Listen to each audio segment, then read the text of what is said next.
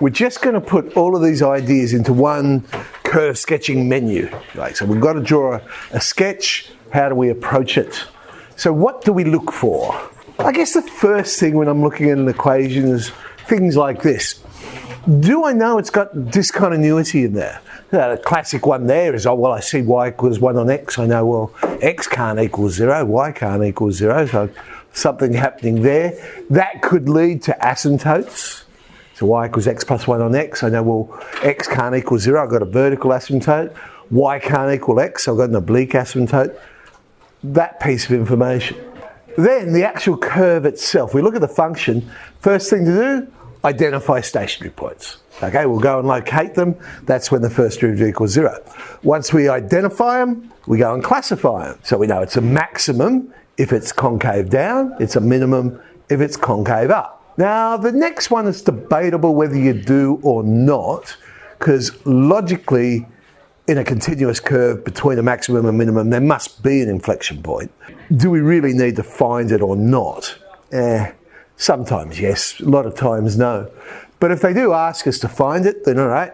We know, again, find the possibilities, second derivative equals 0, and then go and classify it. Is it a point of inflection or not a point of inflection?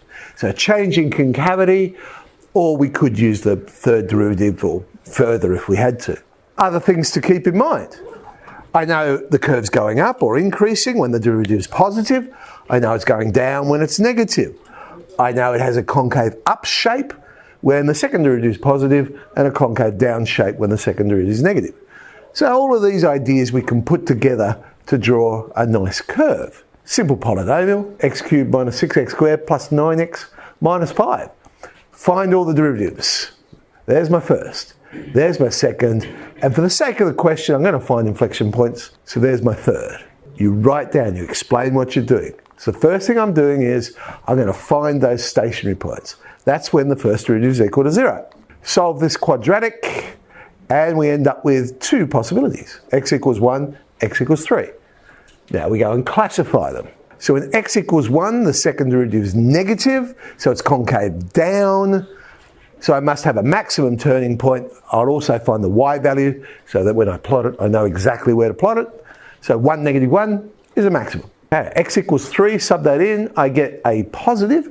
So it's concave up, means I've got a minimum, and the y value on that one's negative 5. All right, possible points of inflection, we know there must be one.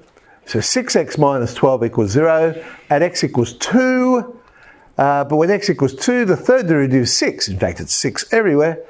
That doesn't equal 0, so a change does happen. So there is a change in concavity. So 2, negative 3 is the point of inflection. Let's now draw it. There's 1 minus 1, there's 3 minus 5.